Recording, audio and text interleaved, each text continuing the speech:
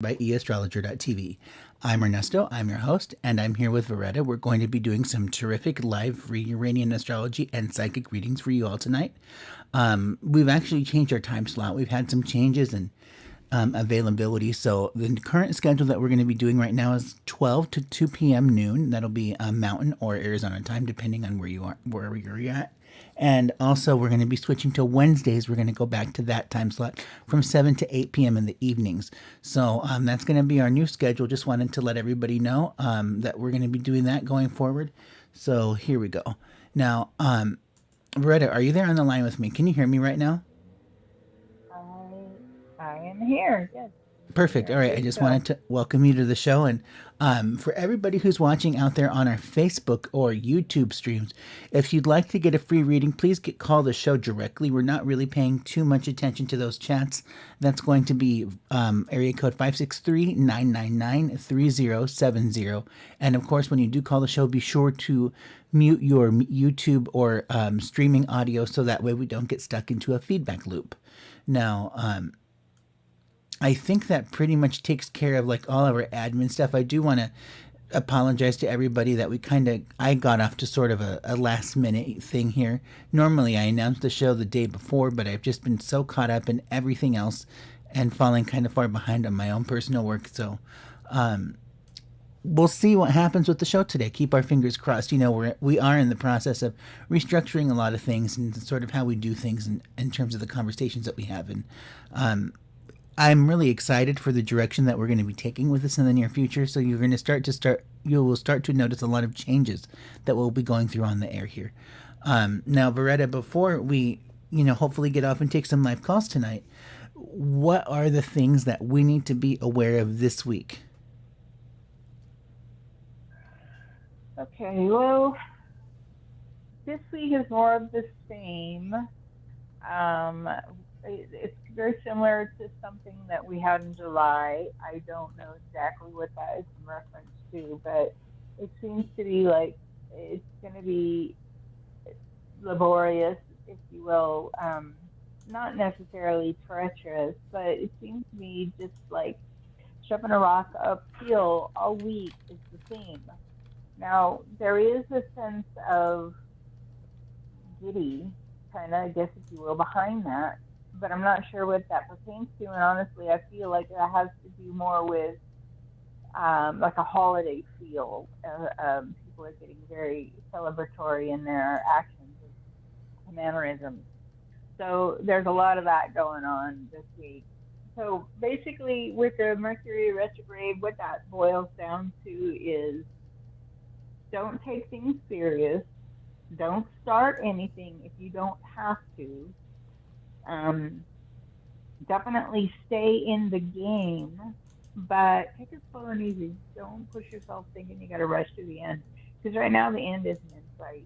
So we don't know what's coming at us here, but it just seems to be more of the same. It really sort of is. But the thing that's important for right now is just that the energy is so much heavier mentally because that Mercury planet is in a retrograde motion.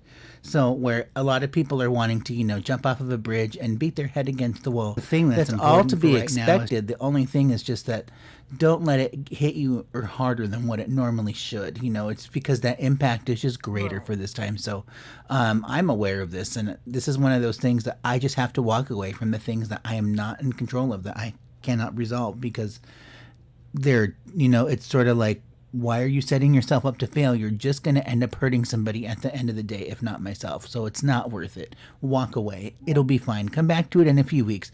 It's one of the biggest things that I've really noticed. Like, my dad is one of these types of people that everything has to be done right now, exactly right now, in this moment. And my astrology teacher was the same way, that we would have a lot of conversations about the way that things were headed in the world, or what people are doing, or even in a personal consult. And there was always this sense of like burning immediacy, like, if you don't do this right now, then Rome is going to burn down and your entire life is going to fall apart. I'm not of that belief at all. I'm always of the belief that there is more time, because there truly is, until we run out of it, and that we're not here anymore. Obviously, then we don't get it back. But a lot of the, day-to-day just sort of inane behaviors that get us so worked up, that can all really just be put off. It's not really needed. It's just an extra layer of complication that we just don't need to deal with, because so many of us just get so wrapped up in it needs to be like a right now thing, because that's just unfortunately the culture that we live in, that we've gotten used to the sense of, immediate satisfaction. And if we don't get that, then we have to do everything that we can to make that possible. So it's really sort of a difficult thing for people to understand, like, well, we got to just take our time here. So Mercury retrograde is definitely one of those times when, at least for me anyway, I have to say, so these things I cannot handle right now. I'll come back to them in a few weeks, and I'll just recharge my batteries in the meantime. Remember, all of those words that begin with RE, like recharge, renew, review, etc., those words are all your friend. So do those activities, do those actions for the next couple of weeks here. Yeah. And, a lot of times, too, when people aren't in a position to understand that they're conditioning how they live, the drama they experience, and survive through whatever that experience was, that also presses them to feel like, I gotta do this now. I gotta have this now.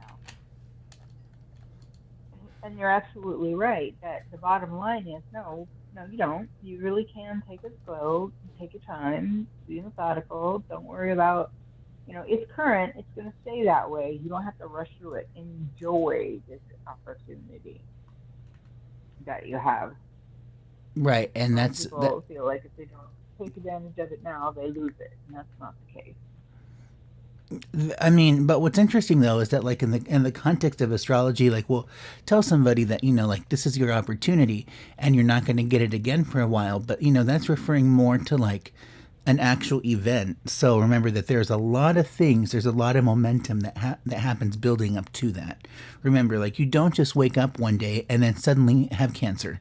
That there were a lot of things that you were doing along the way that would cause something like that. Or you don't just suddenly wake up one day and your wife decides that they're going to leave you. There was probably a lot of writing on the wall that you just chose to ignore.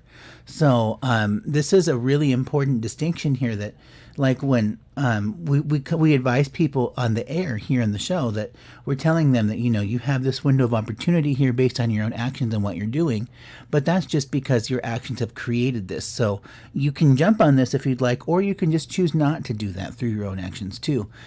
So that's totally up to you. And I've really had an interesting experience recently, more with the alchemy in our work, and what we do here with Uranian Astrology, that you really do have the potential to manifest things that you really want, that are right for you, but are above and beyond, I guess the matrix of your chart, meaning that, like, the things that you actually manifest in your life are of the utmost positive vibration, because that's just sort of the energy that I'm putting out, or you're putting out into the world, so you can have these other things. So when we say that, like, this is a window of opportunity, that's just for right now, but it is going to, you will be presented with other ones, but this one that's happening right now in this exact moment, this one may not come around again for a while. So it's not to say that it's not happening ever again. It's just saying that this particular instance in this scenario, that's going to walk away from you. That window will close if you don't pay attention to it. So that's when we say, that's where the sense of immediacy comes from in our work, when we talk to people about what's coming down the turnpike in the future, is this is the story that you can resolve, or you cannot resolve it. Or, there may not even be a story to tell, because you just haven't generated those actions, or generated that energy through your own actions. It all depends. Veretta, is that making sense to you? Can you follow along with that? Absolutely, yes. I'm understanding. You're doing well. Yeah, absolutely. Okay, great. So let me see here. We have Patricia here on the line, who just now joined us. Hi, Patricia. Are you there? Can you hear me? Yes, I'm here. Perfect. All right. I got you. I got your chart up now. Patricia, would you like a general reading today, or do you have a question about an issue? Let's do a general reading. Okay. All right. Let's go for it then. Veretta, take it away. All right, Patricia. Let's see what we got going on here today.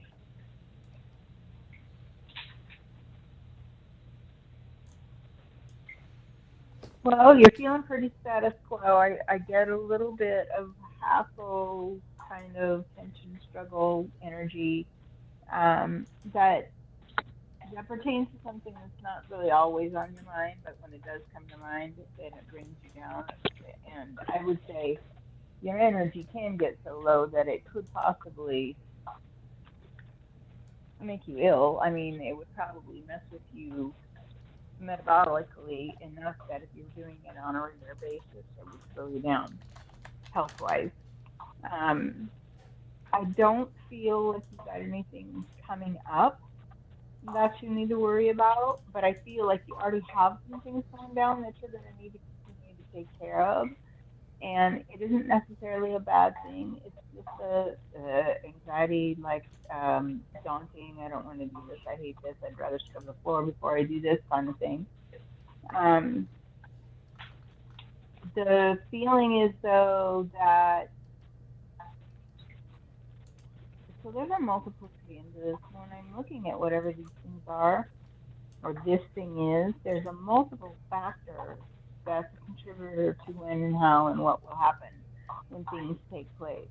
But what I feel like is all ultimately down to the same goal. Goal being probably either upgrading where you live or moving, literally. And I would say at some point in time, you are going to see that take place. Don't get your hopes dashed thinking, no, it's taking too long, or the economy just seems to suck every time I turn around. Something happens, and now because I'm ready, the life around me is not. So whatever this is, I want to tell you that when the time is right, then everything will line up. All the planets and all the stars and everything, all the doors will open and windows and everything that have been previously shut will be available for you to take that advantage of. So just be sure that you don't give up so much that you use whatever resources you would need to do that with, thinking, well, it's never going to happen. I might as well use what I got. Just be aware that you do have there's a point to keeping that secure, so keep it that way, even if it doesn't look like it's going to be utilized right now. That's not what do we want to say? It's not something you can replace easily, or anytime soon, and it takes a while to build up. So don't just keep it. Yeah, so, and then there's other things. There's people in your background I feel you would have questions about. Possibly a very insignificant something. You may not feel insignificant, but that may be coming up too. I don't feel like the need to tell you much about that is relevant. But having that been said, I don't know what kind of question either to pose to Ernesto, so we're going to hope that he's already got something worked up. Other than that, Patricia, did you have anything to ask about that? Well, yes, I do. Yeah, I am dealing with, I plan to move to New Mexico, and I plan to do that in November. And I've been working on basically in one aspect, getting the employment that I can have some money to show to put on my application. And yes, I know money does not come from a job only. But I'm working on some other plans. I started about a month ago creating my first digital product, the digital e-course, and first time doing any of that. So I mean that's a long-term project. But some other avenues that I can make money, earn, and then it will create revenue for me that I'm working on as well. And I'm dealing with a chronic health matter that I'm not doing anything conventional, meaning more surgery or anything like that. And I just have to increase what I'm doing the alternative, and obviously what I can afford, which is um, I'm doing it basically through prayer and food, diet, the energy work, beliefs, and then getting rid of a lot of the toxic, negative people, energies in this city that I'm living in, which will contribute, which has contributed so much of a lot of the stress I've been going through, but also getting healthier mentally, emotionally, and preparing to live in this new state, which, I'm being pulled and called there, I would believe, by my ancestor or someone in the spirit world, and then to prepare to do what I am going to prepare to do, and financially, I've got to really prepare for my retirement, to create one, and creating those investments. And I'm just basically starting at zero. And so I'm not 20 years old, and I'm, close to retirement age. But obviously I'm not going to do that for a few years yet. And so, yes, I've got much, on my mind, and just really just keeping in the now, focused, keeping myself, healthy, loving myself, continue to do my practices of self-love, self-care, healing, health, and wellness, creating that, the finances, the money. And so I want to look at your health just for a second, okay? Mhm. I feel like there will definitely be a point in time where you will need a surgical procedure to cut out whatever dormant seed, if you will. I don't know what else to call it, an capsule, little nugget, some kind of something that does need to come out. So just be aware, once all your healing so your alternative stuff will be good, but at some point, to keep from having to continue to take this protocol approach for your health is concerned, you're going to have some little something removed. So that's down the road, and it's something that will absolutely validate that all your hard work paid off. And now once that part is over, then the healing issue on that level is through. You've learned what you needed to learn, and you're continuing to mull it over. And this protocol that you're having to take with this type of healing, it's a little bit daunting, and it's serious to do. I mean, it's work. It's work. So you're doing well. Now, I don't know if Ernesto can find anything more about that, or maybe he's got another question, but let's go to him and see what he can tell us about you. Sure. Okay. So, Patricia, quick question. I know you've told us before about, you working on like some new educational materials. What is exactly the nature of that project, or that curriculum? Basically, I'm really I'm working on figuring it out, what audience it could serve and help, and I'm basically using me as a prototype, meaning my experiences and learnings from alternative medicine, energy medicine, personal development, when it was called New Age. And now I'm learning about ancestral, communicating with the ancestors, ancestral healing. So I wanted to encompass all that, but to gear toward women, and women who are basically might be midlife, but maybe in their 30s to in their 50s, who have just, they had a pause, they had a stop, and it could have been probably when the last 2 years, when that pause started globally, that, they need to reset their lives, emotionally, mentally, physically. And now it will probably change over time, but that will probably be the basis, and that to help them get clearer on by using those, tools, for lack of a better word. So yeah, and it's been on my mind I wanted to create a digital product, and yes, I mean, for me to create a asset one and to create a revenue source.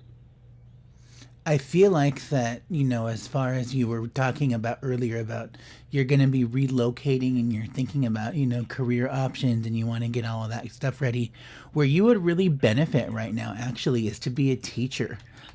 So if you're thinking about anything in education, or if that's ever something you've given a thought to, you would really benefit from looking at something like that. The reason why is that the planets that we use for something like teaching, for example, which is going to be for moving, that's going to be Aries, Saturn, along with Jupiter. I'm looking specifically about moving, so I need to line up that Jupiter in its own midpoint here.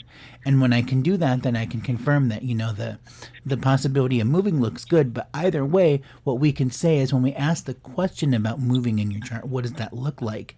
The fact that you have this planet here, Admetos, that shows up on this green square that I'm going to be drawing, or not square. Yeah, the green square that I'll be drawing on the screen here in just a moment. That this is, this is a combination that's going to be Aries, Saturn, Admetos. So this is going to mean you as a teacher, and the fact that it shows up there with your Mars, that just further supports the fact that this is really something to do with your work. And Sun Jupiter is right next to it, so this is you being successful with it. So I really feel like that, this educational thing that you're thinking about, that this is probably going to turn into like a pretty big thing, and I don't think you understand this quite yet. So I would really pour your heart and soul into that. As far as like that, the work is concerned, if you need like an actual job on payroll though, then I would say, yeah, line up something in, teaching or education, to be a front office, like worker, to do, I don't know, attendance records, whatever it is that floats your boat, something in education. You would just really benefit from that. Specifically to be a teacher, that would be, where you would find the most success and probably the most fulfillment and enjoyment. But if you just wanted to look for teaching jobs in general in all educational fields, then that would be the environment that you want to get into. Well, yeah, I'm moving forward and becoming a coach. Because usually from what I've been studying and researching, most people, no matter what the industry is, they are, they may be an entrepreneur, they might, be an affiliate marketer, or they might be an astrologist, but there's teaching in some aspect. Mm-hmm. And that was the coaching it's the way to educate your audience, inform, and that's definitely a plan of action for me. But as for the traditional route, no, I've just had some negative experiences with these universities and the community college route, so now I'm doing it in a different format, using the online platforms, because it will probably be online, probably through group coaching, and some one-to-one, and basically just like with it all, building it up from ground zero, and learning this the right way as I go. Yeah. So, I mean, I think that this is going to be the area that you're going to have some success with. And so what I'd like to see you doing, Patricia, and this Mercury retrograde influence that we're in right now. See, what's interesting is the fact that we have a planet in retrograde, which is out here in transits in that third ring. and then I'll mark that in black so it's a little bit easier to see. And then you see that on the first ring of information, that's your natal chart, you've got this other blue Mercury that's showing up there. So you've got two of them that's already, doing their own thing. So this is going to suggest that, like you've got some really heavy Mercury stuff that's going on right now. All of, like your IT related matters with this project right now may seem like it's on fire. And it's just, you're like me, you're banging your head against the wall like, why is nothing working? Well, that's because you need to take a break. So this might be a time where, if you're just feeling that it's too frustrating and it's just amping me up too much, then walk away from it. Come back to it in another couple of days or in a few weeks once this influence is over. But I think the move itself is going to be okay, and I don't think that, it's once you find the job that you really need, like, to have the numbers that, apartments or where living applications just require for all of those financial records. Once you get that, it's going to be a very long-standing job, so you'll probably even want to do something that's like part-time, that's just going to fit into your schedule. Because if you do that, like a part-time job, that would definitely be something that you're going to keep for a long time, that won't drop off, and that'll at least give you that stable income so you don't have to eat toast all week. All right. The the lady, your partner, just mentioned with the chronic health matter that I might have to look at surgery.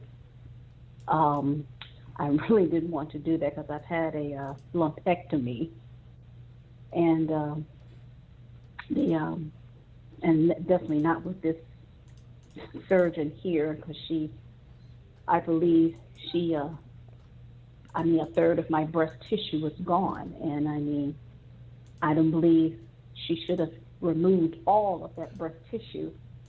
And she has not been supportive. Imagine she's the one for chopping off the breast, blasting it with radiation, and I just put the brakes, because I will not have anything else to do with her. And of course I can't prove that's what she did, cutting out more breast tissue than she did. Right. Because okay. when I got a second opinion from another doctor in a different hospital system, but what really has been it keeps coming up my thoughts. Wow, she really took out a lot of breast tissue. Now, this is another doctor, an oncologist, who knows because she's done that type of surgery. And when she said that, now this has been, it's coming up on 5 years when I had the initial diagnosis, but when she said that, and recently, last month I had another biopsy, and they're showing something, there's something there. But yeah, I have not ever forgotten, the second doctor's, and I'm going,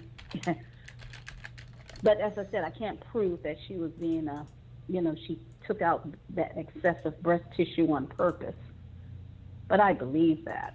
So as I said, I'm really, yes, this is my number one focus, obviously, and to keep myself calm and to keep myself rational and grounded, because, not radiation or chemo, cures, or it doesn't cure at all, but it can be, it wreaks havoc and weakens the immune system.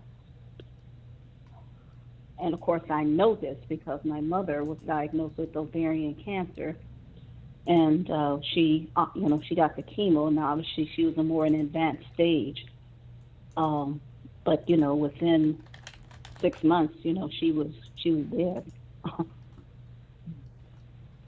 So you're just wanting, I think also,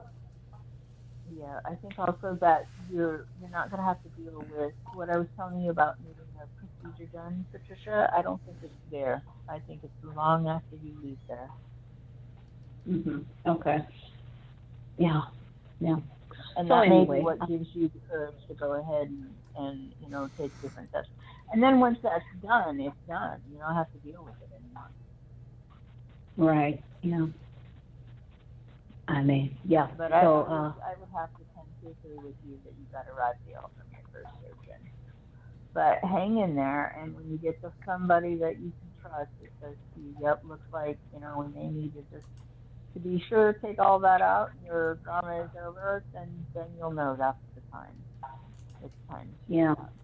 Yeah, because I have uterine fibroids, and I mean, I've had them for years, and I mean, they're putting a slight pressure on my bladder, but I don't think that it's stopping me.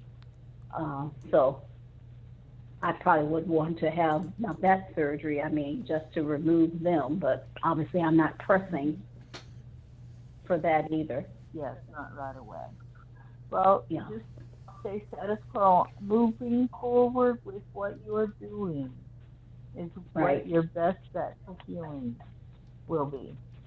The type of Yes. teaching and the support and the coaching you're going to be doing is your best type of healing that you can receive. Because once I had my mentor told me many years ago, you can't run water through a hose without getting the hose wet. Once you start doing your healing, even though it's through the guise of teaching, you're gonna get support. You're gonna get support for your own health through that. All right. All right. Yeah, Patricia, but just yeah, wanted to add here. I'm looking at your chart. If you can catch our YouTube stream, I added some orange circles here on the screen. Now, this is in relation to that orange dot that I put there at 4612. Now, that basically just means that we're looking at the midpoints of the two green dots. The two green dots each represent separate questions having to do with your health. The one that's marked as Sun Pluto at 2732, that's just going to be the general state of your health. And the one at 6435 Mars Uranus, that's going to have to do with surgery. So when we look at the midpoint of both of that, how does surgery affect your physical health, right? That's what we're looking at here. Then that question brings up those orange circles. So that's Sun Jupiter. So that means that your body heals, your body will prevail, you will get better. You will feel great. So I do absolutely agree that there is some radiation stuff that you're going to be looking at here. But I do think at the same time that while there's always, an adjustment period, like we always talk about here on the show, the end result will absolutely be worth it. You're going to be really pleased with, how much better you feel, after doing, that type of a treatment. And I also do agree that, the past surgery that you did have, that was probably botched up in some way. So it was wise of you to get a second opinion to get away from that death trap, because they were just going to do terrible things anyway. Yeah. Yeah. Yeah. All right. Yeah. So I'm like, Yeah, and that's gonna be something that you're gonna want to take care of, I think, before you get out of town. Loretta, do you agree with that? Well, no, only because she needs a different set of eyes to look at her. And what she's done, it's either mandated through her insurance or that's what she thought she was supposed to do. So at this point, she's not going to get a different set of eyes because she gets a different insurance and a different set of doctors available to her. And I think this woman was cocky. I think she thought that she was doing what was right for what was expected. And so, because she's supposedly a good doctor, people would look at Patricia and think, you're not right in the head. You got a pretty good lady working on you, and you don't appreciate it. Well, yeah, I do appreciate it, but I don't think she was the best that day. So it's just fair that she goes somewhere else and gets it done. And I think also that will also give her a new opportunity for a different type of healing. So I think getting out of there is a better bet for getting someone that will actually work with her on her behalf with what she wants to have done, not just think they know better than her and do it their way. And that's exactly what took place. And Patricia, just Yeah, a piece of because- life advice as somebody who's dealt a lot with, bad health care and, people who think that they are entitled to a paycheck when they're really not. There are so many providers out there that would love to take your insurance dollars, that you don't have to necessarily go back to somebody just because you've established care with them. That, I'm really sort of a dragon when it comes to healthcare quality, and I let people know this. So, Like you don't have to put up with it. If somebody's just not paying attention or addressing the issue, then find somebody else. Like there's somebody else out there who's probably much better, and is just and still needs a paycheck and would love to take your insurance dollars. So avoid the sellout hacks. That just don't care, because those are the people that do damage. And they think that they can get away with everything because they're arrogant or cocky or cute or whatever it is, and then that's when people get hurt. So just remember that you do always reserve the right as the patient to scream and let people know that you aren't being taken care of or that you don't feel safe. Right, right. And I mean, like I said, because I am on paper, a person's living in poverty, because I get Medicaid, and with that, if I were working, I can only earn X amount of dollars to keep that Medicaid. And like I said, it's accepted at all the hospital systems. So I mean, I've already gone to 2 different hospital systems, and the third one is not going to. They're going to tell me the same thing. They're going to want to do the same thing, radiation, and the surgery. Okay. And they might have, some alternative options, but that's going to have to pay out of my pocket, and I don't have all those monies to do that. That would be nutritional. That would be,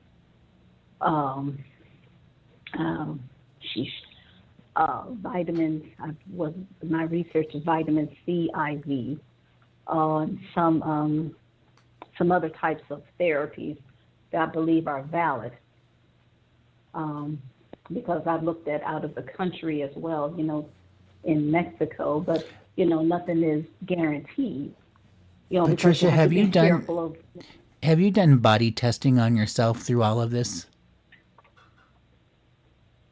You mean muscle testing? Right, muscle testing. Like asking yourself, do I need this? Does this work for me? Like that's always so valid whenever you're about to look at all these options.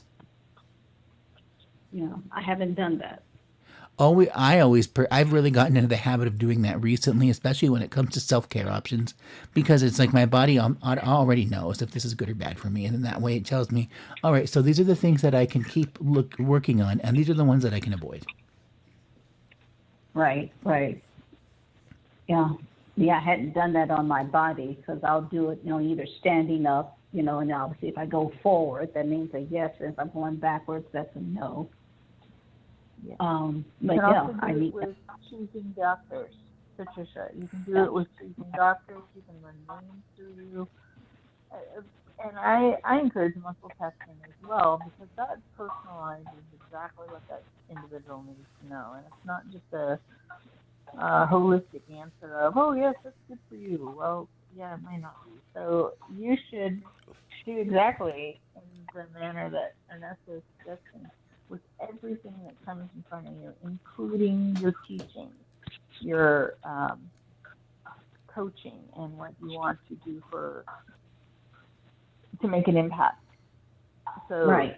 Maybe take a little bit of time, put a list together, and just go down that list and think about all the things that you're just really not sure about. How to pursue, how to, what the best way to approach is. That gives you the best bang for your buck, and do it for just anything actually, until you really get the handle on how really beneficial it can be that you can get these things answered. Right. It'll take a little bit of that worry off of your mind. You're just really not sure what the next, Yeah, that does make sense, and and I'll start doing that when I hang up from you all. Because the body, is smart and intelligent, and it knows what's best. And remember that the one thing you can Absolutely. never get back is time. Exactly. The time I've given to so many people, my energy helping them, and they didn't appreciate it. They profited from me in one form or the other, be it money or my time or my intention, didn't have the nerve to complain or mock me or laugh at me. So I released the anger and just released them and just keep moving forward. And I just basically I keep to myself, and I go out, you know, when there is a doctor's or dentist appointment, when I have to go to the store, and I keep most people while I'm here out of my life. I keep them out of my apartment because it's just a different, it's negative energy with most of them, and I've just had enough. So yeah, I'm protecting my peace, protecting my Good for energy. you. Yeah, but thank you. Yeah, to do the muscle testing for everything else. Yes, simple enough, but. And always remember, Patricia, Wouldn't work it. here's an important distinction about muscle testing. Always remember when you begin it to say your name out loud. Say my name is Patricia. Always let, your body, the spirits, whoever know that that who like what needs to be connected to. Right. Okay. So always, just always just state that out loud, who you are, and make yourself known, and then do your muscle testing and say, is so and so good for me? Is XYZ good for me? Keep doing this, and you'll be really pleased with the results. I've started to got into the habit of it, and there are even other methods that you can use that use your hands, so you don't have to necessarily get up out of your chair and risk falling, that kind of thing. Loretta could probably tell you more about that, but there are things that you can do with your hands and fingers. Okay. All right. But whatever you're comfortable with, go ahead and utilize it. That's your best bet. All right. Yeah. Well, thank you very much. It was great to have you on the show, Patricia. All right. Thank you. Have a good day. Thanks, I wish you same. Be sure to give us a call back. Let us know how it turns out. Take care. Until next time. Thank you. I will. All right. Until next time. Good night. Okay, and we are going to take our next caller here from area code 480. Hi, you're on the Uranus Happens Show. May I have your name and date of birth? Oh, hi. My name's Robin, and it's September 2764. Robin, all right. And you're new to our show, is that right? I am, yes. Okay, perfect. All right. And that was 7/28/64? No, 9/27/64. 1964. And what time were you born? No, 6/4. 6/4, yes. 64. What time were you born? 8:37 p.m. Okay, got it. And Robin, where were you born? I was born in Massachusetts. The town is Falmouth, Falmouth. Got it. And Robin, would you like a general reading, or do you have a question about an issue today? Yeah, I'm thinking of taking a new job and actually moving back to the East Coast I'm living in Arizona. Not ready to move yet, but it's just something I have in mind. Okay. Yeah. Great. Yeah, let's take a look. Retta, take it away. All right. So as you're talking, this is the first thing I'm going to tell you is if you go to the East Coast, you'll be back. That's not the end of the line. There'll be some other place or destination that you'll eventually head for. Okay. You may know that, but the reason I say that is don't sell the farm and everything you own and invest in going east thinking you're never going to return or you're never going to go anywhere else. That's just not going to be the case. So now, having said that, we roll right into, am I going to get a job? Will I make it? Is there something that's there for me? All those answers are yes, because immediately I heard you'll be back. So that says to me that you're going to make the move. You're going to do what you want to do or do what you need to do. And honestly, what the real bottom line of that is, you're going to learn what you need to know, and then you'll be moving on. You'll be doing something else, or you'll be starting something new. Okay. Whether that's through the job ending or finding someone, I think more specifically, I don't know. But the job will definitely end. So I'm really hoping you're not in a relationship already, because it may be very disappointing to the individual you're with now that you may be running into somebody new. I'm not in a relationship. I didn't think so. Yeah. but what I really get out of this more than anything else, Robin, is this is for you to learn. This is for you to learn something that you need to know. And once you need to know it, or once you learn what you need to know, and it's ingrained in you, then you're kind of on to then the next direction, which really is closer to the happily ever after, and what you want to do. Okay. So I would say maybe Ernesto can give you a timeline, because I've got a lot of gray in this, which says there's a lot of information, a lot of decisions that need to be made prior to end result kind of thing. So I'm going to let Ernesto run with this and see what else he can do for you. Yeah, okay. Okay, sure, Robin. Hi, I'm taking a look at your chart right now to see what else is going on. So there's kind of two questions that we're asking, really, is what we're doing. So you're wanting to know a job about the career, right? Like, because that's really why you called us. But you're also wanting to know a question about a move, because like there's sort of like two things happening. The career involves the move, so we have to evaluate both of those separately to really kind of get a full idea of what's happening in your chart here. So, Veretta, when she was talking in the beginning about, the job, that's something that's just going to be temporary, that it's not real, that you're going to end up coming back or moving to someplace else. I kind of agree with that. And I think that the reason why specifically has to do with the fact that I think you're going to fall in love. I think you're going to meet somebody as a result of this new position.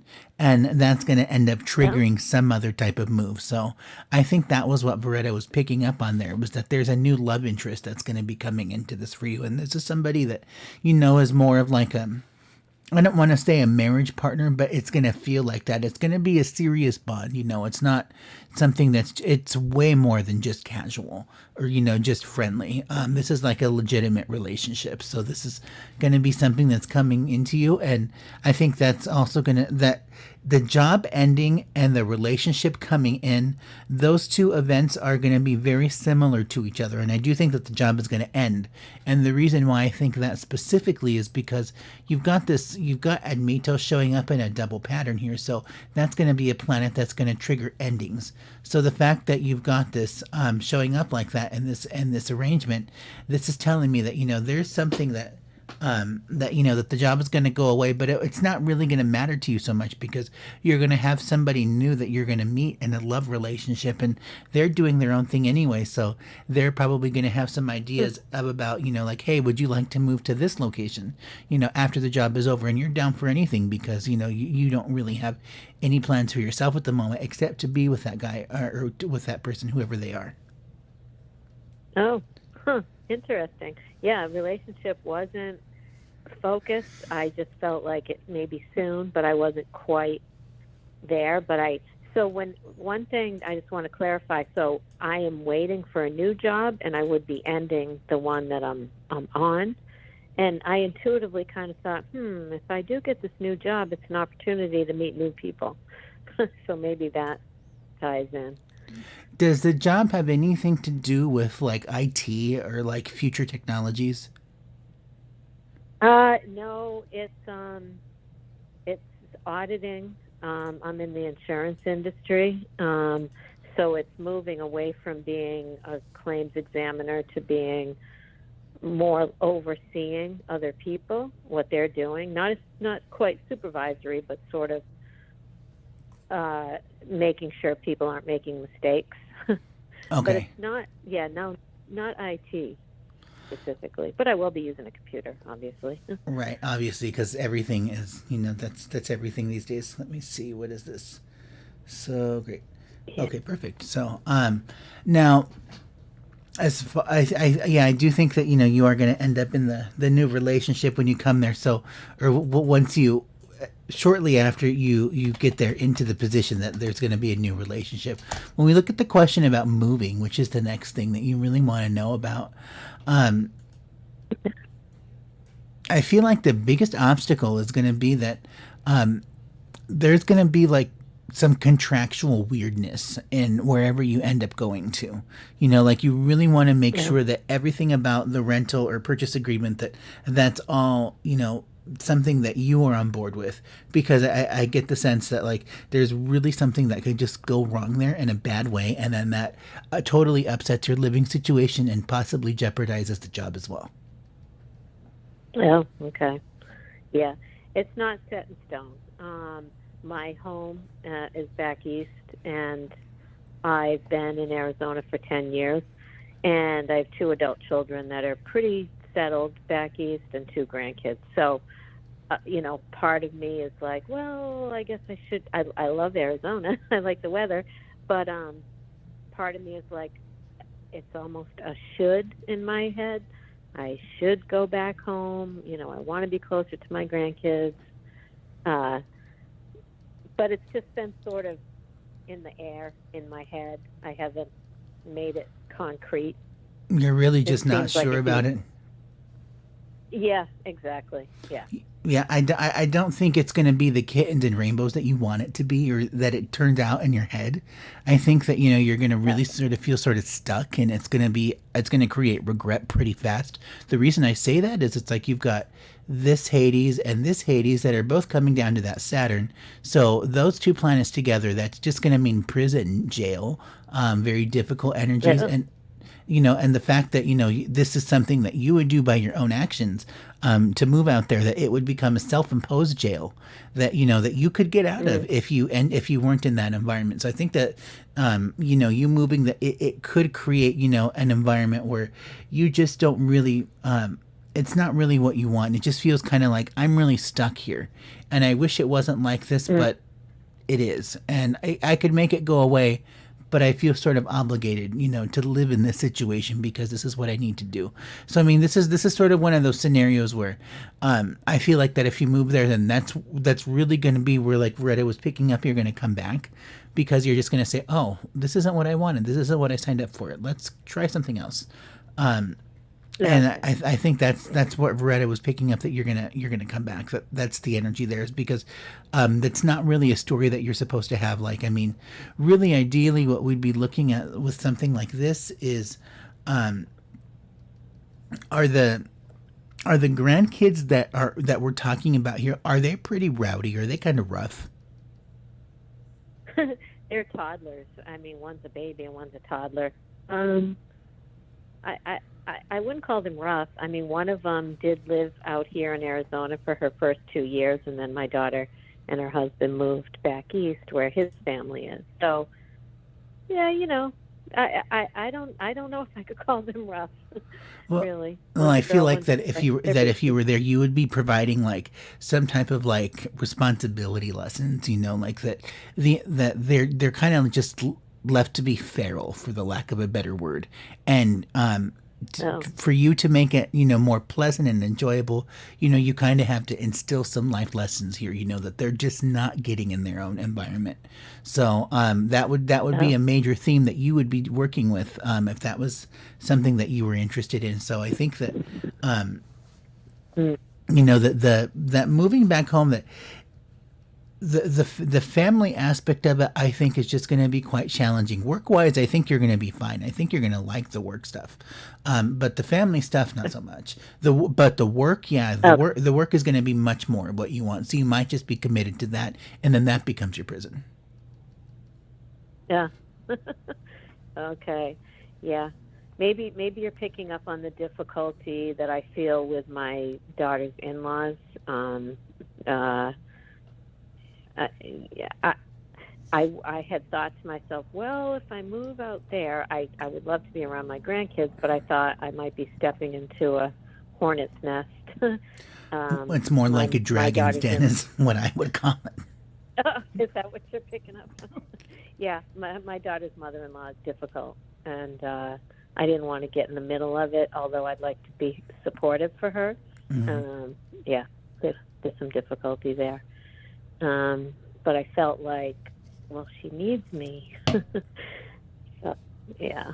Yeah. So, I mean, I think, like if you do it for the work, that's really going to be the real reason why you do it. Like for the other people involved, that's not the right reason. But if you find that one job that really fits for you, then go for it. If it is out there and you have to move back, then by all means. But if that job that you're looking for is here locally, if it's something a lot more, like feasible, doable on your end, and then go for it. Either way, you're going to be in a relationship. So that's the one thing that you can really look forward to here. Okay, so that's supportive. And yeah, the job I can work it out here, but I could also go back east and keep. And we're talking about the new job, so right. Yeah, either one I can be wherever. But if I get this new job, the home base is linked out back east, but they have an office here. So you think new job is definite? I mean, I've interviewed already, but I'm in the waiting period of hearing back, like to get an offer. I haven't got an offer yet, but the interview was just about 4 days ago. Okay. So, well, any job offers right now would not be a great idea, just because we're in Mercury retrograde, and that's not a time that you want to do something new, like start a job like that. You can after the fact, in like another like 2 weeks or so, absolutely, then by all means. So I do think that, you've got the potential there, but, just this week, like right now is just not the time. Yeah, exactly. I thought about Mercury retrograde, and my actual plan was to not start until maybe mid-October. I just have to wrap up some things on the job that I'm on.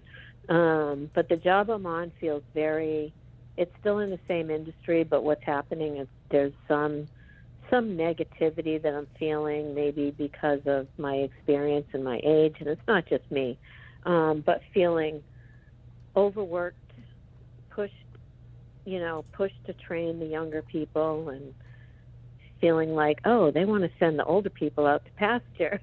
And I'm nowhere near, I mean, age-wise, I'm ready for retirement, but psychologically and financially, no. I still need another 15 years or so. Mm-hmm. So, yeah, I'm hoping to end the job that I'm on, basically. It feels negative. Yeah, and this job itself, it's not really like it's something that's just challenging, and it is a right now thing that you're really going through that, and that's going to be, I want to say, for like the next year or so. So like, as you get ready to retire, you might start to notice that just the general feeling behind I'm working. It's not the same feeling that you had in the past, or even like a couple of years ago. It's almost like you're just gonna feel so turned off from the work world itself that it's so broken and disgusting that I want nothing more to do with this. I don't even care. I just want out. And that's very, very simply because you've got this influence, like where this pointer is right now, dealing with Meridian Mars. That's me and my work, my jobs, and what I do. And then you see that these orange boxes, it comes up to this Hades right there on that pointer. So it's kind of like it's just going to bring ugliness and confusion with that Neptune energy with any company that you work with, that Cupido there too. So this is you working, and that influence, it moves kind of slow. So it's about 1 degree per year-ish. And you're just going to be going through that. So as you get ready to retire, you're just going to feel like that it's just getting worse. And if it does feel like that, it's not because you're crazy. It's because that's actually written out and supported by your chart scientifically. There's like actually a scientific fact that that this is a thing, that an influence that I will feel. So don't get down on yourself about that with the work thing. That the environment or the company that you work for just seems kind of yucky. There are better work opportunities, and most importantly, you have a special friend coming down the horizon. So I think that's the real thing to look forward to. Wow, yeah, and I have been feeling like that the past few years, absolutely, about work. Yeah, it's just the whole corporate thing just turns me off. I have other interests, but not quite that I could 100% support myself. But I think about it. So. Well, that makes a lot of sense. I like this astrology. It's interesting. Yeah, for sure. It's great to have you on the show, Robin. Red, is there anything else you'd like to add? No, that was Nope. very helpful. Just hang in there. Okay, All perfect. right. Yeah, Robin, be Thank sure you. to subscribe, like, and share, and give us a call back and let us know how it turns out. I will. Thank you. We'll catch up with you soon. Take care. Until next time. Thank you. Okay. Bye. Okay, and we are going to take our next caller here. Just a moment. Let me clear the screen. Great. We're going to jump off to area code 530. Hi, you're on the Uranus Happens Show. May I have your name and date of birth? Hey, it's Sherry, 4/11/73. I have the time if you need it. Sherry. Okay, I got you in here. 4/11/73, and you were born at 4:57 p.m. in Covington, Louisiana. That's it. Yeah. Great, I got your birth data here. Now, Sherry, would you like a general reading today, or do you have a question about an issue? I had a question. What's that? I'm kind of in a life transition. I was wondering if you could look at the chart and see if you see anything breaking, or what do you see as far as coming up? I'm looking to make a move, but it almost feels like it's connected to something else. I'm not really sure. Okay, let's New take a look phase at in my that. life. Perfect. Yeah, Veretta, what Yeah. you got? Take it away. Okay, Sherry. You're right about the transition. You've got some things happening that, and unfortunately, it's not going to be an easy. Well, how do I say? I it? can't It would hear be you. easy if it was. Hello? Can't hear me? Yeah, you're fading in and out. Hello? Yeah, Veretta, your Okay, audio's can you cutting in and out. Hang on, let me do this. Can you hear me better now? There you are. Yes. All right. Okay, so where was I? Hang on, let me grab you again, Sherry. There you are. All right. So what I was getting was that you've got things coming into your world. It just may not feel comfortable, whatever it is it's pertaining to. It may not be that which you'd want to deal with, or to make the best transition possible, you would want to do. So you may struggle with it a little bit, even though it wouldn't necessarily be difficult to do. It may be difficult for you because of who or what it pertains to. So so having said that, I have to also say you need to go through it. You really should, because honestly, it really will create the best type of life case scenario for you, and it will also give you everything that you'd ever hoped you could change. It'll give you the power and the tools to do exactly that. So the other thing I get about this is because it's something that is a necessity for you, I guess we'll say that, a necessity for you, it's not going to go away. It may change. You may decide over time that it's not as difficult as it used to be, maybe, but you'll always have the opportunity there. It's not going to go away. It's going to Is this a create career you're talking about? No, Career? this is more a life, about like how you lead your life, who you lead your life with, who you allow in your life, what you allow to have happen with you, around you, to you, what you do. Okay. I mean, the whole epiphany style 9 yards of, oh, that's never going to happen again, and I'm going to see to that kind of thing. Right. And it's already built up to the point to where it's not just noticeable, it's in your face, like, do something with me. So it's something that you, like I said, if you don't take care of it now, if you choose not to look at this or deal with it or whatever this may be, it'll be back. It just may not be easy. It won't be easy, but it'll be worth it. Every bit of it. Every bit of it. Okay. Now, maybe Ernesto can give you a better bullet point on time frame and what that pertains to, what that may entail. Okay. Thank you. Now I'm just curious, Sherry, would you agree or say that the person that you're I want to say that you're calming up about a person in mind in particular, like in the back of your mind. You're hoping that I'm going to bring up somebody, a character in your life, one of the characters in your life story. So just curious, does this, what the reason why you're calling us, does it all have concern like an ex or somebody who was abusive or difficult, we'll say? I don't have a person that romantic or anything like that, but I have cleared people out of my life that were extremely abusive. Yeah. And that kind of resonated with what she was saying earlier, where Yeah. I don't allow certain things and people around me anymore, and I'm very strict about my energy now.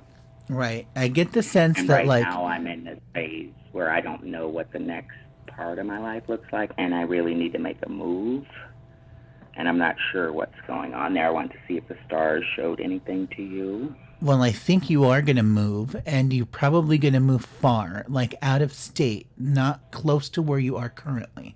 The reason I say that is because we're asking a question about, where is Sherry out in the world today? That's the big question, right?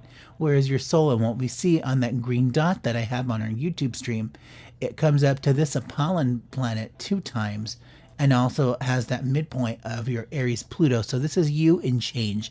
So like your life is in stasis, it's in flux, everything is moving and just shifting constantly.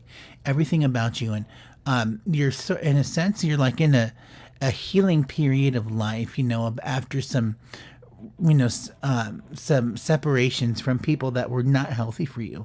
There was probably a lot of, I want to say volatile anger in all of this from, not only from their side, but also for yourself that, like that, the personal transformation of, I don't have to put up with this BS anymore. Like it took you this long to come to this final stage in life to say, okay, so I'm worth it. I'd rather be alone than around bad company. So you like, Yeah, now that you know this lesson and you've gone through this, you're ready to start this new chapter in your life. And I think that that's going to take you to someplace else, a totally different location. Where in particular? Now that's a little bit of a different question. That's a separate analysis. Veretta might have some things here, but what I can tell you based on your chart, when we look at where you are for this, let's get lucky. Let's hope we get lucky and have some domestic stuff here, because a lot of this is usually pretty obscure. So like, let's see, you've got Hilo, Hawaii. That would be someplace that would be good for you. If you're going to look state-wise. Otherwise, you would be looking at New York, and you'd also be looking at Trenton, New Jersey. Those would be the locations that you would be looking at moving. Veretta, I don't know what you pick up on your end, but I don't feel that Stacy's move, or excuse me, Sherry's move is going to be all that close. Do you agree with that? I do. Yeah, I do agree, and I think that she's headed due west. So, what did you say you are, Sherry, right now? I'm due west. Cali. You are due west? I am in the You're west. in Cali? Or... Okay. So you're going to go, if he said Hawaii, I'd go to Hawaii. I mean, you're going to go away. You're going to go far enough away that you won't feel repressed, because there's no kind of past that's going to go with you.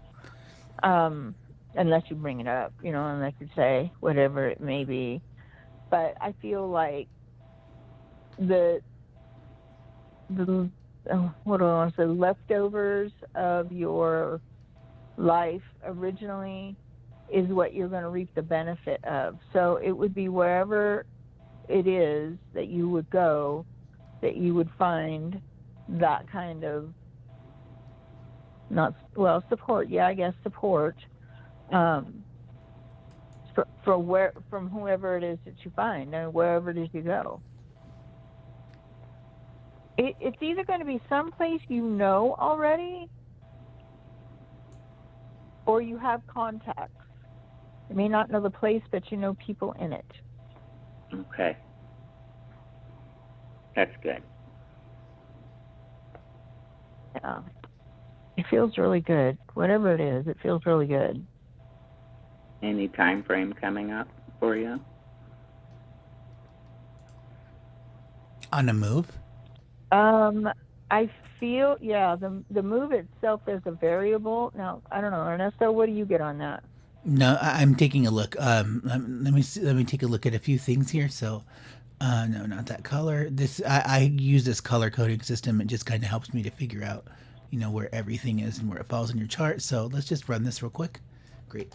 Now, I do think that the move is close. Like it's probably within the next 12 months. But let's run this here for sure, and then I can definitely tell you. Let's see where this one is. That's the big one. Now, here's the black. Got it. And we're going to do like this. Okay. So when does this get to about 12 degrees? Let's find out.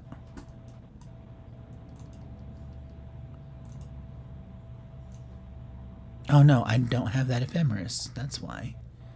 Okay, so where are we right now? Let's just guesstimate this.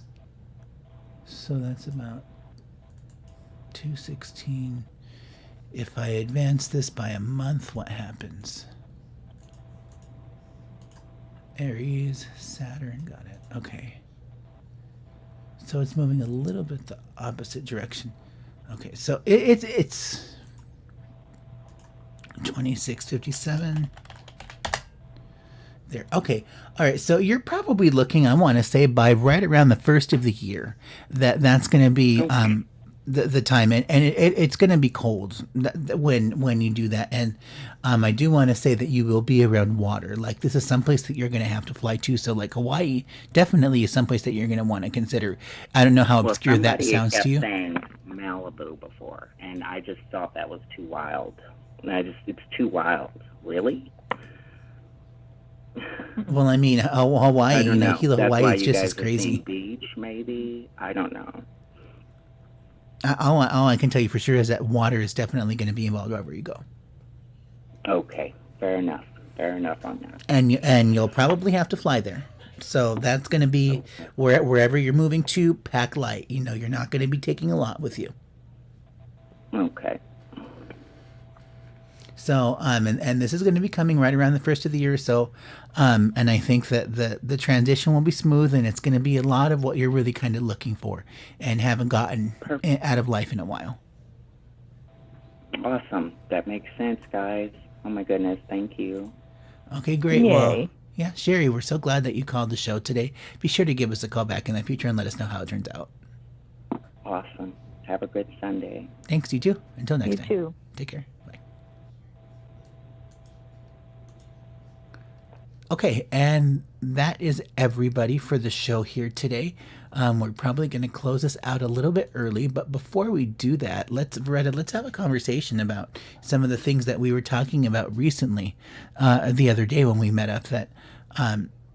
So like one of the things that we often preach here on the show is that, you really have to do the work. And we believe in that there are no shortcuts, and that we don't do the whole new age thing that, that you can suddenly become an astronaut, even though the odds are all completely stacked against you.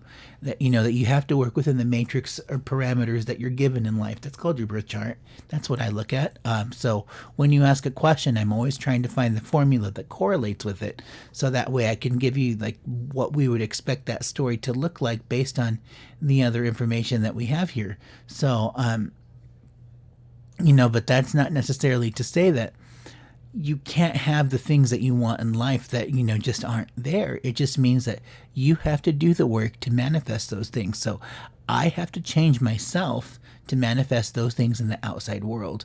Like if I want to be a meth addict, then I would imagine that my external world is probably not going to look very great.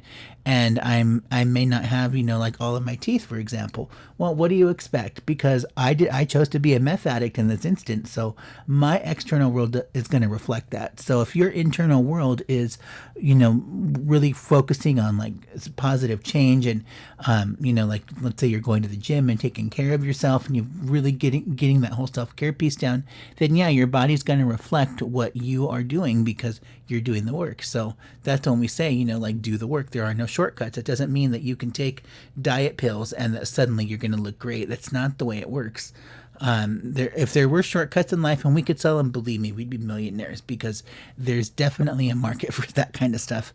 But quick PSA to everybody tonight is, when we give everybody readings here on the air and we say that this is what it's looking like, remember that that's just because that's what it looks like based on your own actions. That can all totally change, because if you decide to take the low road when we're reading your chart as the high road, then you're going to get the low road manifestation. So that's why this astrology is so difficult to work with in an automation sense, like to do it like a naked cadaver in a lab under a microscope. Like you can't really do it in that sense. We have to ask probing questions to find out how the chart is resonating. Otherwise, we don't understand, if this is a good or a bad person. Like my chart is great for somebody who could be a killer, to be honest.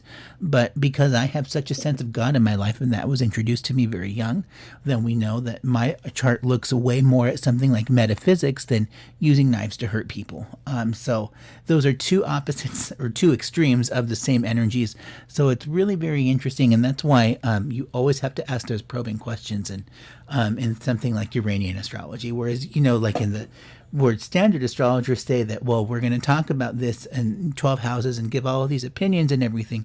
You don't even really know if that's a real person. My teacher, Arlene Kramer, she gave the famous example of, she was talking at some conference and she said, now, what do you think about the chart that's on the board? Everybody in the room wanted to play how many astrologers does it take to screw in a light bulb, and they all had their own opinions and viewpoints about what did and didn't work on the chart and what it represented and meant. And it was this big long conversation, and that lasted for more than an hour.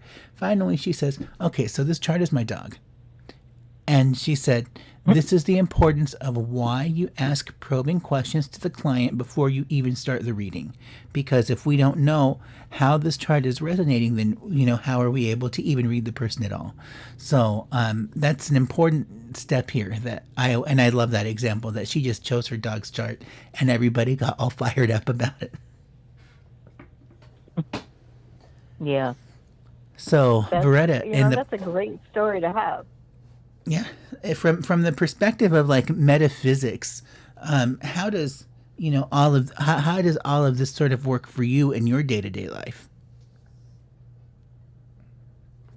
Well, the metaphysic aspect I understand entirely now. It works with energy, and so because I can basically, you track everything. Everything has a pulse, if you will. Because I can track anything that I need to know, I find somewhat of a comfort in having that kind of information on a day-to-day basis.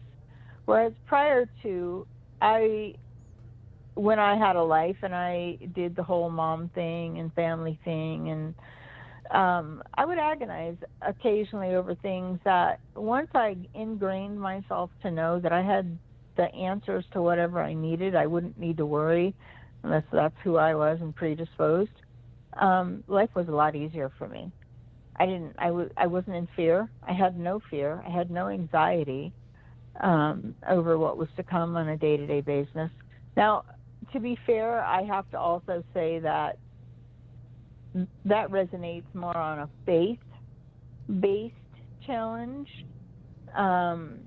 And it took me a while to get there based on what I knew and what I experienced. However, like I said, now that I know I can get the answers I need in the form that I need them and can hear them, life is easier for me all the way around. But what happened? But it took 30 years to get there. Well, it wasn't just one thing. It was a majority of things. I got to the point where you liked one of the stories that I used to tell. When I finally realized that being metaphysical doesn't mean you're spiritual. And people didn't know that. They assumed that just because you could read or you could heal or you had some type of insight that you were, all-knowing. Oh, no. That was the first thing I learned, was that is not the truth in any case. People are people, and they're here to learn just like everybody else. So through my multiple experiences of having spirit manifest, validate, correspond, show me, teach me, things that I didn't know, I was able to learn. Eventually, I could kind of get a theme, get a program, understand somewhat of what I was doing and dealing with. And so it was through multiple experiences, multiple life experiences, that taught me being metaphysical, learning to understand the aspects of metaphysical component, quantum physics, has a little bit of a responsibility, but not a daunting, like, oh my God, that's so pressing, why would you do that to yourself? Well, I wouldn't. But when you do know things you can't unknow, then you have a responsibility or a choice to move forward. So what happened for me was, when I started getting answers, it started making me understand that the things that people thought aren't real, and I had a choice because I do know, I had a choice to decide how I was then going to live my life. And, doing what was right for me then made sense, because so much of the New Age validation comes from, well, if I do everything right and I do all the steps and I do it appropriately in the time frame and blah, blah, blah, blah, then what I want should happen. No, that isn't the way it works. You have to pursue, you have to learn, but if it's not in your picture, in your game, then it isn't going to happen, and I don't care how much you believe, whatever you believe. Spirituality, like I said, metaphysical doesn't mean you're spiritual, and spirituality doesn't mean you know how to create anything other than a connection to your source. And therefore, what I learned through my life, I could apply in then my teachings and my ministry through my church. I was able to help other people understand through my experiences all along that, yes, if you do listen, Spirit will talk. If you do need, Spirit will give. If you do allow, it may happen. But there's a lot of priority to people being first and entitled and privileged and deserving, and that's where they trip themselves up. So what happened for me, I'll give you one example of this story. When I first had the biggest epiphany that I couldn't just sit at a table and do reading anymore for public, I was sitting and I had my table set up, and I was sitting in a 10,000 square foot retail space full of books and incense and metaphysical are us, if you will, and other psychics. There were about 4 or 5 other psychics, and it was meant to be and made to be a very competitive environment by the owner. It wasn't comfortable at all. And I was really getting to the end of my line anyway, and I knew it. But this lady sat down with me, and she said, I know I only have 30 minutes. She said, I know I have a whole 30 minutes, but I only have one question. She said, does my husband know I'm cheating on him? And within a beat of my heart, looked at her, took a breath, picked up my cell phone, which was sitting right there next to me, picked up my cell phone, looked right at her, and I said, I don't know. What's his number? Let's ask him. And I knew in my brain right there I had to do more with my ability to read versus just sit there and go day in and day out on a treadmill, if you will, a psychic mill, if you will, answering these type of questions. I couldn't do it anymore. And the validation for me, like someone, well, that was just your experience, that was your opinion, yes, but there have been things that I could not just base my opinion on. And I'll give you one short other little thing. Way long time ago, years and years ago, before I ever realized that I was anything or anybody, I was going down the road, California, Highway 80. It's a road between Sacramento and Reno. Going to Reno, I had my 13-year-old daughter. My husband at the time was driving. Going over the pass. There's a pass on our summit that you have to go over. And on the side of the road, this man was walking with his little girl. And I didn't, what do you don't think of anything about that, something like that. I was going down the road, we were all chatting, and all of a sudden, this guy pops up with this little girl walking alongside the road holding his hand, and I got this undying sense of devotion and love toward him from her. And the minute I tuned into that feeling, that emotion brought me the information of him throwing her in traffic on the highway. And I melted down, like, oh my God, why would he do that? And I was just really going on and on. Oh, I can't believe, why, that's so sad, why? What should I do? What should I do? And my husband at the time looks over at me and says to me, can you shut up?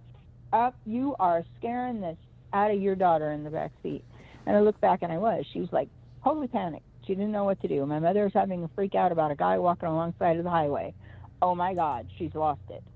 We go to Reno, we do our thing. Hours later, to have lunch, the whole 9 yards. Hours later, we come back that road.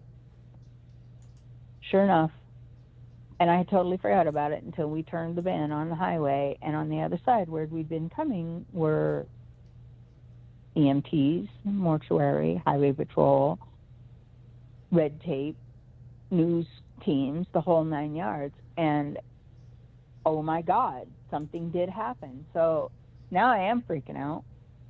I mean, now I'm really freaking out. I make my husband pull over the side of the road the minute we can off the freeway, which the next exit was Truckee. I went and found a phone. I picked up the phone and dropped my dime. I called dispatch. I said, I seen a guy on the side of the road with a little kid, and I think he hurt her. And she said, yes, ma'am, he killed her. And I lost it right there. Well, after I finally got my breath back and I started talking again, and I realized I'm still on the phone with the dispatcher, and she says, how did you know him, ma'am? Oh, I didn't know him. I didn't know him at all. I didn't know either of them. I was just going alongside the road. And now I hear myself, as I'm saying this out loud to someone, I just going alongside the road, and I saw that he was going to hurt her. Excuse me, ma'am, can you give us your phone number and information? Oops, wrong, too much information, Beretta. So I give her my phone and my fax, and I get on down the road, and I get on home, and it's on the news. He did exactly what I saw, threw her out into traffic and killed her. And I'm on the phone to my mentor going, oh my God, I don't want this. I don't want this. And he said, the first thing out of his mouth was, Viretta, I didn't give it to you. This is your ability, but you had this experience to learn that you needed to control it. This is not a fun and game kind of thing. This is a serious thing that you will need to learn how to use. And so long story short, that very incident created the need in me. That was long before I sat in the store, long before I did any kind of meditation or any kind of growth. I was already in the process of doing a sort of type of enlightenment, enhancement type of thing, but I never went into it to learn it, to do anything of this sort. I just was told I could, so I thought I would develop it because I should, and I did, and now I have. But I have 40 years of experience like that, like those very things, 40 years of experience to validate to me and anybody else that I would teach, should they want to listen and learn to know who I am and my caliber of person. That I don't embellish, I don't need to, I don't make things up, I don't have to. My life has been very full, it continues to be, and I don't imagine it'll change anytime soon. So I just share facts, and I share facts with the thought that I hope people know that if it can happen to me, which is a nobody, it can happen to them. They just need to be aware, and they need to know how to listen. And when you listen, you will understand Spirit does provide the tools that you need, that by which you chose before you ever got here to utilize to do your study or your mission or your lesson or whatever it may be, and that you can get through life without a lot of agony. And that's what it taught me. The lack of fear, the lack of worry, the lack of anxiety. Yeah, I still have emotion. Yeah, I still get cranky. Yeah, I still am a human being that has to abide by those laws. But I have also a philosophy that carries me now, and it has carried me for a very long time, and it needs to, because I am here to create change or provide difference. And I have, and I know that that matters. And you do the same thing too, Ernesto. You are providing choice for people. Should they know how to do what they need to do, should they know how to utilize the tools that they're going to be given, and then given free choice to know that, yep, that's going to make it, you're going to go, it'll be okay, then they won't stop. Then they go out, then they pioneer. I call myself a spiritual cheerleader because I can sit on the guidelines and I can cheer all day long and let you do it for yourself, which is the way it's supposed to happen. And I have no recourse in having to reiterate to people time and time again constantly what they need to remember to do, because we forget. We get caught up in the human, like I said, the human factor. So I know that doesn't give you a precise answer, but it gives you one or two of the kind of things that I have hundreds, of examples of, and maybe someday I'll even write a book. But it'll be something that people can understand. It happens to anyone. It can happen for you. It can happen by choice. It can happen by design. It's just a matter of learning to listen to spirit and doing what you're supposed to, because it's right and because you can, not because you're going to get a reward. There's my answer to that. Okay, all right. So now here's a question. So this is sort of difficult because, we're supposed to come from a place of empathy and love and support and all of that kind of stuff. But at what point are we able to just sort of say, yeah, I don't think this is going to be a good fit? Well, if you're looking at it from a fit perspective, then you're probably not going to see a lot of things that feel good to you. If you're looking at for a necessity perspective, then you're going to deal with whom that person may be as long as you need to, and then move on. But having been said that, there's your answer. You need to understand also there's a thing called divine indifference. And you don't have to be, you don't have to take it personal. You don't have to be mad or get pissy about it. You most definitely have the right to protect yourself. You have the right to make things happen in the most beneficial, fluid, comfortable manner possible. And so when you find someone that just isn't right for you, it's okay. It's okay to actually walk away from that and be happy. Terminate or sever that connection in a positive manner without making ill feelings or ill will, and just walk away. When we don't resonate at a vibration that people resonate when they go through life in a manner that does not feel appropriate to us, we can't function well. But they may have a point in our life. So we need to take a look around. We need to be able to say, okay, this doesn't feel good, and I'm going to do it as quickly as possible so I don't be around this person any more than I need to. But you're not just going to pull the plug because it's uncomfortable and it wasn't a good fit. You're going to pull the plug because whatever was done and was necessary is over, and you don't have to do it anymore. I'm speaking more about sense? like as a metaphysician, as a provider, see, here's the difference between me and other astrologers. Other astrologers will continue to take your money and, blow all kinds of smoke and mirrors and play that game with you to talk about the crappy relationship that, when are you going to get in that, whereas I'm just going to be the person that'll tell you straight up, yeah, so it doesn't look like that's going to happen. Or you can have that, yes, but it's going to require ABC set of actions on your end. And I'm not even really sure if you're going to like the end result. Like at a certain point, I'll just cut off the gangrenous wound and I'll just be upfront and direct and say, like, look, I'm sorry, I can't do this for you. It's just not capable. It doesn't fit in my schedule. We're just not a good fit for each other, whatever the case may be. But other astrologers will just continue to lead you along and take your money, because that's just the level of spiritual bankruptcy that we have in this world, unfortunately. And like our perspective and what we do, that whole divine indifference, there's a point when you just say you have to walk away from it. Like there's that client that always comes back and says, give me a free reading, like just tell me what's happening in my future. And we tell them, and then they don't pay attention, and then they come back to us 3 or 4 weeks later and say, now why does my life suck? And that's the only conversation you ever have with them is, why does my life suck? And then they pay you only to vent. And it's like, at this point, you need a therapist, not a psychic. Right. And that's really the bottom line right there. How bad do you need the money, and how willing are you to hear them vent? Because there are certain people that really aren't even psychic. They just want the money, and they're going to tell you whatever they think you want to know. Well, we don't work like that. We're not going to work like that. We have integrity. So basically what will happen is you'll get those Klingons that want to know. And they want to know because they know you know the answers, or they know that what you get is legitimate. And they're hoping to God this time they're going to say something different.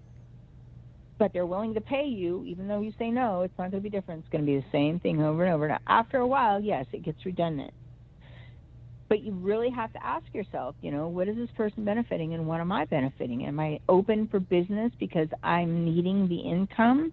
Yes or no? No, then I'm not open for this individual. Yes, I'm going to take their money and I'm going to give them what I hope they need, whatever that may be, even if it comes from me, the same thing they've heard 100 times before, maybe just in a different manner. And this time they get it. You never know. You really have to be conscientious about the quality of time that you're willing to spend, regardless of the money. So like I said, if you're hard up for money, you're hanging a shingle, I'm open for business, so come on in here, I know, then you're going to take their money and you're going to give them the answer. Eventually, they're either going to quit calling you, or it's going to happen the way they want it to, and they'll continue to be a hook, line, and sinker on your doorstep waving money. But if you don't need the money and you don't need the time disruptions, then the answer is no. Then you're not going to schedule them anymore, and you're not also going to cross the line of taking them on as a friend, because that's the wrong answer anytime. And you may make friends out of your clients because you have them for so long that you like the caliber of person they are. They're nice, they're smart, they're funny, whatever. And then you have to quit charging them for readings. If you initiate in a relationship with someone to the point that you know them hook, line, and sinker, every nook and cranny, you really don't have any right charging them. You need to just know that they crossed the friend zone. This is going to be the person that you help out now and then, and there's not going to be money exchanged at any given time. It's just that you really enjoy their friendship and they give something back to you, and that's the equal energy exchange. Mm-hmm. Otherwise, you just pull the plug on them and just say no. Yeah, and this is actually what led me to be an astrologer, believe it or not. I was the person who kept asking about that crappy relationship. And I went to, I don't know how many different psychics. I was what you would call an oracle abuser. I kept going around until I got the message that I wanted to hear. Unfortunately, nobody said that message that I wanted to hear. Not what I needed to hear, because of course I was never going to pay attention to the message that actually needed to be rendered. Of course, because that's just the way that life goes. Only what I wanted to hear. So since I never got that, it was just many years later, I just thought, okay, so this person who I paid all of this money to said that they were like this psychic astrologer, and they gave me this piece of paper that has like 12 houses, and it's not even a very good chart. You start to see through all the veneer after the fact once you become trained, and you realize that the person you went to was really a fraud, and that there is no such thing as psychic astrology. That's called straight up bad astrology, is what that is. So it just got too confusing, and they always wanted to talk. I always wanted to talk about the same crappy relationship, and they kept stringing me along. They kept taking my money because of course they needed to make a business. They need to pay their bills and keep their lights on. Meanwhile, I'm lovesick, and I'm starting to see my therapist 2 times a week. Before I know it, I'm seeing my therapist 3 times a week. And then I realized that now I'm just venting for no reason, because every single little kernel of emotional attachment that I can get, I cling on to. And boy, I really milk that for what it's worth. And then after the whole process was over, I realized, all of that was really very unhealthy. And I probably, if this allegedly psychic astrologer, if she would have just told me, you know what, Ernesto, I really think you should just see a therapist, or you should work with somebody else, like that would have been helpful information to go through it in that context, as opposed to continuing to just charge me for something to string me along, because that's what so many people are good at. So that's actually what led me to become an astrologer. Was I know what you're telling me is not true, and it obviously wasn't, because it didn't come to pass like the way that she had said. So let me teach myself how to do this so I can prove you wrong, and that's why we're here today. Right. Right. Well, good for you. You off what you offer is very beneficial. So I'm so glad you did. Yeah, and I when I found out that there was such a thing as like not Western astrology, I thought I want that, because this is something that nobody else is doing that's different. And now that I've been trained in this, and I'm writing methods book and everything else, I'm learning that there really is nothing else like this, and that this is the best astrology that there is. Nothing compares. So like card systems, I tried getting into card systems right when I was younger, when I was first getting into metaphysics and divination, but there is just this huge element of like we don't know, and there's an enormous variable of unknown in cardology systems, which is what I didn't really care for. This is why I'm an astrologer, is because like this is a science, it's a language, it's very literal, it's just words on a page, and I can make sense out of it. There is a method to it, but I found that a lot of other divination methods just didn't give you the same crystal clear clarity that I get with this lens. But of course everybody's different too. Well, I like the fact that it's so on target. I mean, it's just so much more accurate than any other astrology that I've ever. The only other thing that I've looked at is the astrocartography, the place on a map that you would go. Right. That's the only other one that I've really paid any type of attention to as far as the emphasis on energy. Now, I do know that there are times that the planets are whacked, and I feel that. I don't watch. I have a calendar that I look at, but I don't watch the calendar. However, when I start to feel like there's icky energy, I go look at the calendar, find out what the heck's going on, because then that validates why I'm feeling the way I'm feeling, and I pay a little closer attention about what I need to do. Right. But yeah. Otherwise, then it just begs the question: do you believe in astrology? Right.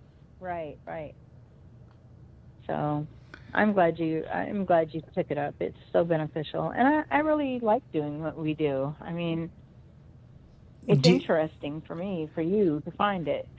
I know you don't understand everything that's on the screen on your end, like, because there's a whole bunch of symbols you've never seen before and all of that. And while I do have, like the guide on the scrolling guide on the left side and everything, I'm just curious, like, are you able to, just by looking at the chart and some of the things that I highlight, do things start coming into you on your end? Do you start hearing things? Well, yes. Yes, like if no. you use the chart as a crystal you, ball. I had never tried. I might be able to scry into that and see if it would tell me anything. But because I don't use tools, I would end up doing the same thing I do anyway, and that's just start getting random pictures and thoughts, and then tune into the person individually and start running with that, and I'd end up not even looking at the chart anymore. Mm-hmm. But not necessarily. But however, I haven't tried, so I don't really know. I don't know. I might. You have to give it a try, because I'm, the way I always looked at it is when I was first learning at this, all of these new symbols and everything else, it's like this mythical language that's trying to express itself on a page, and it really sort of is.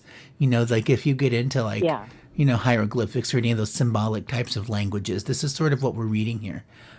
So I would tend to think if you looked at this, that, and you used it as a crystal ball type of instrument, that stuff would probably start coming out to you. Maybe not visually so much, but I would think that, like the spirit communication, that could be a way that you could use it, like how they use the planchette, like with the Ouija board, that kind of thing. Right. Well, like I said, I don't use tools, so that's not my go-to. If I were, so now the only exception to that would be if I had somebody coming through, channeling through me that knew that stuff, then yeah, they'd be looking at us spouting days. You know, as long as I'd open my mouth and words kept coming out, they'd probably tell you anything you want all day long. But like I said, I don't use tools. So, and even when I do try to use them, I end up reading the people. The only thing I randomly have been able to utilize to receive information from were things that, like a calendar, I can tell you what's going to happen on certain days based, again, on the empath ability of the emotion. But I'm only running through that calendar for the reference of the day itself. So I think it would be, if someone does use tools, though, I think that would be a way cool thing to do, to see if they could bring information through that way, instead of knowing the jargon literally.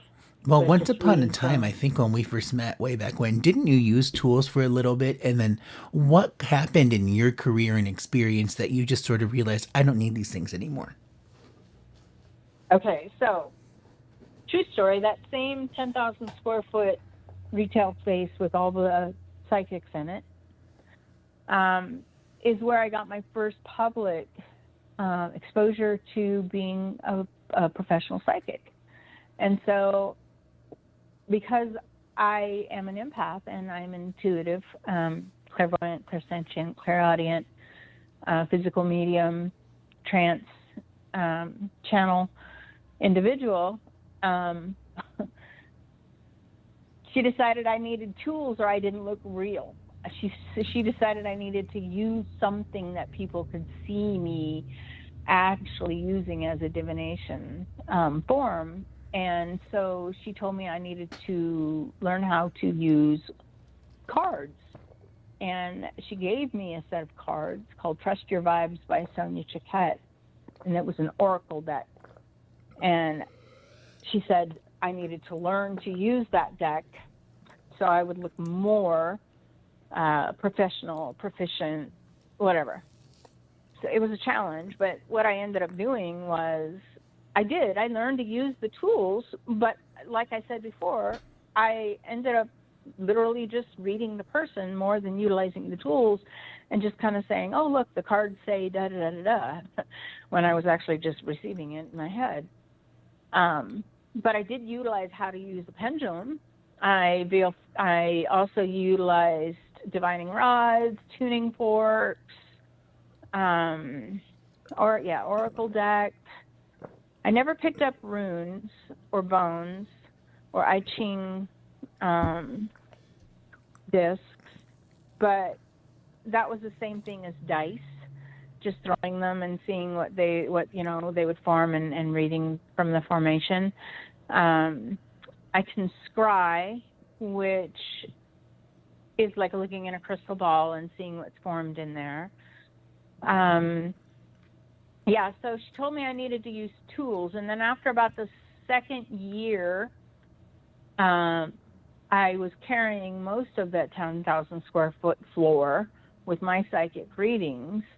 And she didn't push me anymore for the show because I had a clientele base already built up, and they knew me. They knew I didn't read or use tools or any of that. So, I mean, they knew I read, but I didn't use tools.